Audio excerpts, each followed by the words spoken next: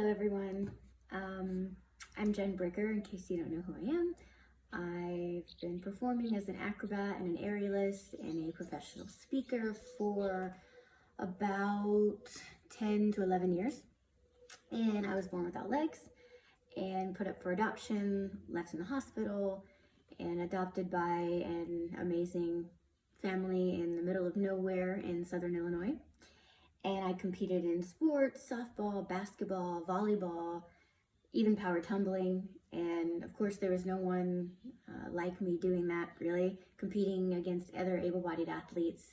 And this was all very normal for me. And that's just a brief overview, of course, right? And as I've been traveling around the world these last 10, 11 years, I have really gotten, I guess, a reality check or a very unique perspective. So for me growing up, having no legs was like having brown hair. You know, it was part of who I was, but it didn't define me. It wasn't a huge topic that needed to always be talked about. Not for me, not for my family. Maybe for other people who had questions, but I grew up in a really small town and we all kind of knew each other. And I was always so chatty and so talkative. Nobody's surprised about that. I am a speaker after all. And just always loved sports, so I was always an athlete, and I was known for those things. So as young Jen, I guess I would have identified myself as strong and talkative and social butterfly, I don't know, and loved pink and loved clothes. Still hasn't changed. And if you would have asked my friends that went to school with me, I think they would have said those same things about me. And then as I got older and moved away from my small town, I started coming into contact with many other people. And I realized very quickly, people were viewing me very, very, very differently. I remember one time I was actually working at Disney World in Florida. I was on a college program and I was outside, and part of my job was always out talking with people and helping them get through the park or find their way here or there. And I remember one time someone came up to me and asked if I was a vet. And my initial response was, actually, I really love animals and I did always want to be a vet. Oh, and then I realized, oh, you think I was in the military and I lost my legs in the war or something. First time I had heard that, I was so shocked. I couldn't believe it. I was irritated, frustrated. Then it was kind of funny, because of my first thought. That was pretty funny.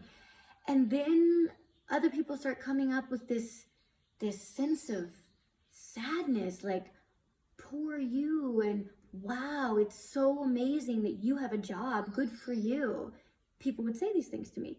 And I was like, what? You really could not be further from the truth. You couldn't be. But I also realized that there was actually no bad intention. Like 99.9% of the time, they thought what they were saying to me was actually a compliment. And at first, I was offended and I'm irritated and I'm frustrated and I'm like, how dare they? How stupid can they be to say something like that to me, Because I had never had anyone treat me like that before. And I was interacting with people all over the world at Disney World. So it was really, I learned, wow, from this small town to basically the world, even though it was one place, but people from all over the world came.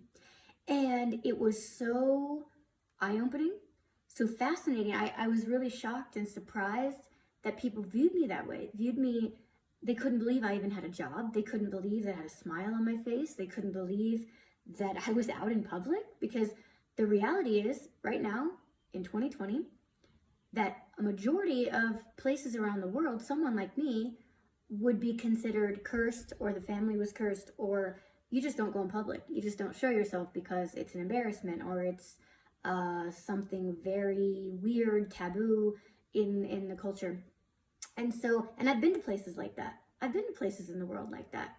And I was really like, I don't know how I don't know how I'm gonna get treated here. I don't know what's gonna happen. This is a little intense, and I was pleasantly surprised. I would say I have been pleasantly surprised. Now, don't get me wrong. All the stupid comments, all the things they've come at me every single day, especially when I travel outside of the country. This is where it's, outside of the US. Very extreme for me.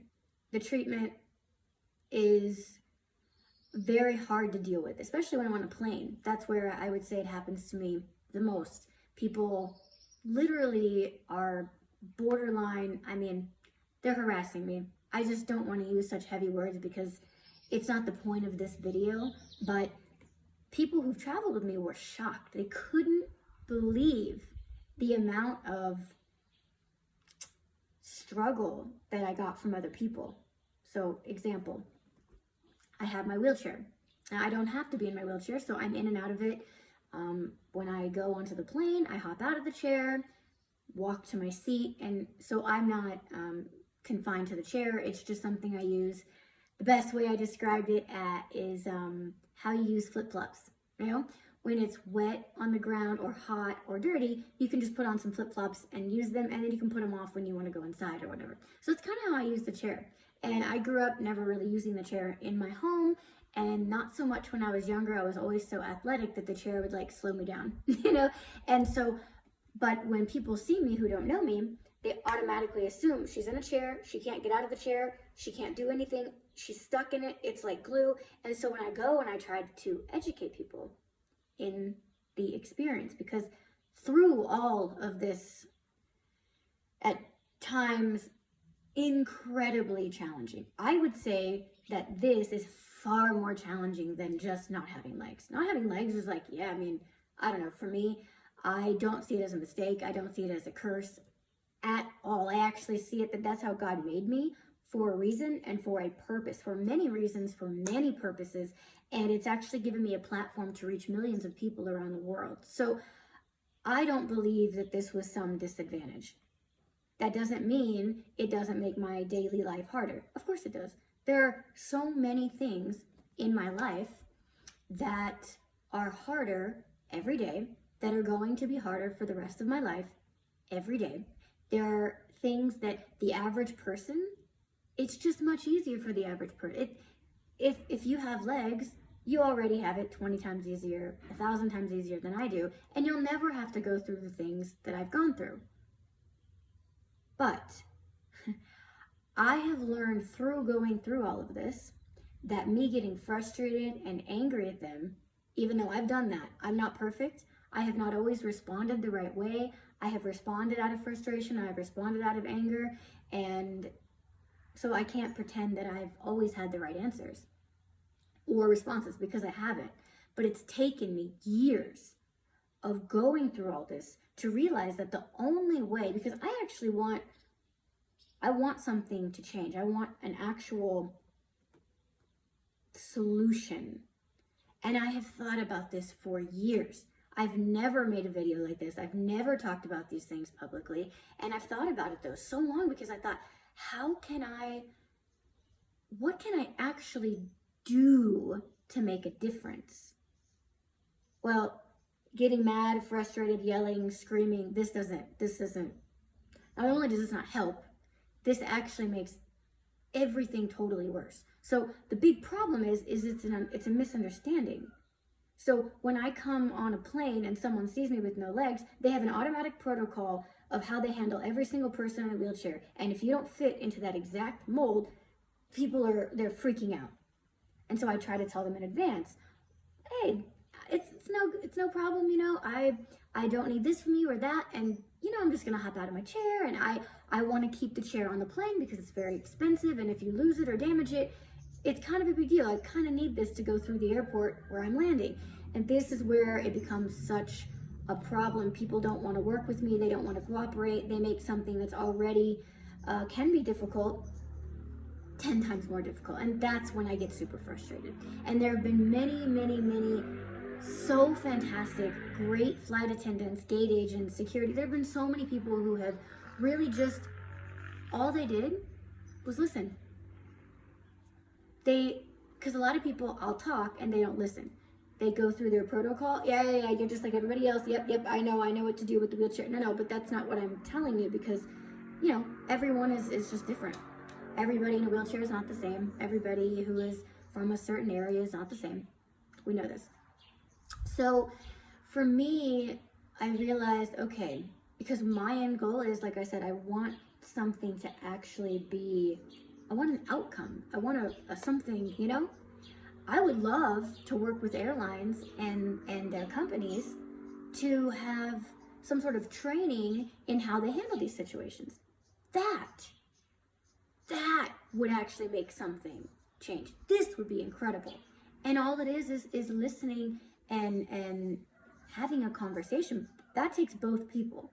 So for me to just say that all the flight attendants are terrible, even though I have to say it's happened a lot. I mean, it happens almost every time I fly, regardless of what airline, regardless of where I'm, you know, this is significant.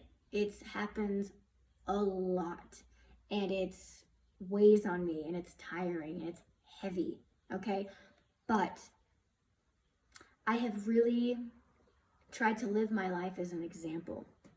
To me, whatever subject we're talking about, it is the most effective thing that I have seen, proven, and experienced in my life, is that if I want something to change, I need to be the change. I need to be consistent in the change. I need to live that way, on and off camera, on and off social media, whether I'm on the stage, in my personal life, be that way. And I want to be that way. I want to have integrity. I want to have, you know, I want to be consistent in the things that if I'm talking about it, then I better live that way. I want to hold myself accountable to that.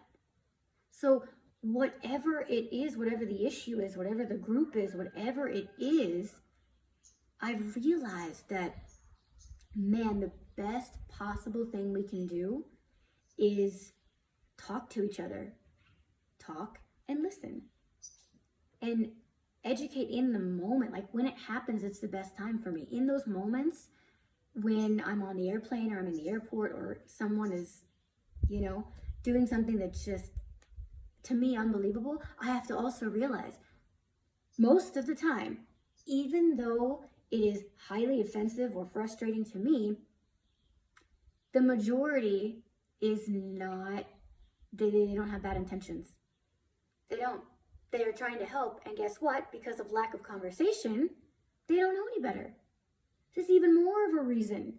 But me hating them, being mad at them, saying that everyone who doesn't have it as bad as me doesn't have as much value as I have, that also makes zero sense. That's also not right.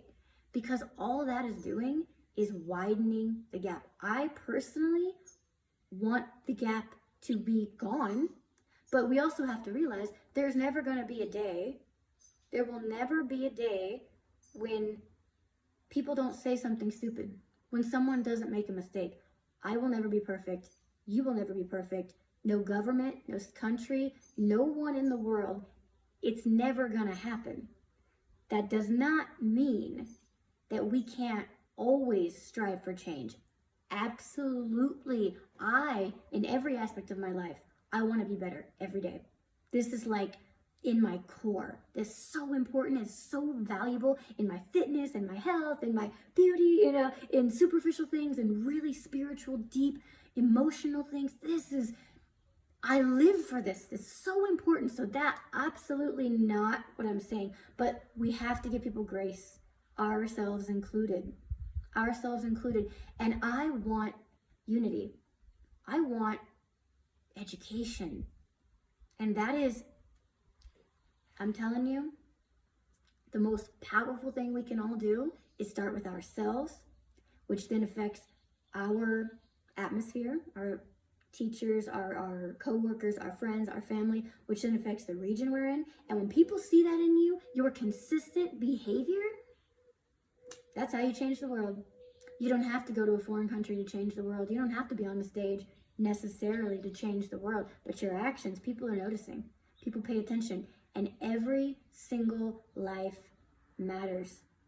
You might think, well, you were born without legs, left in the hospital, put up for adoption, not even given a name. You could say, wow, that's not fair. Why did she have to be like that? Why was I that way? Why didn't I get the advantages and these privileges in life that so many other people get? And that could, if it were my choice, because we all have a choice to do whatever we want with our lives, that is awesome. We have freedom and we have free will. So I easily could have said that beginning of my life, born with no legs, left in the hospital, put up for adoption, given no name, that could have become my identity. 100%. Easily, actually. If I would have chosen that, I would have believed that, and then that would have been the identity of my life. I would have been a victim my whole life. I would have been angry and bitter and mad at the world. But that's a choice. So we all have that choice because we all come from different backgrounds. We all have different beginnings in this life. But we all have value.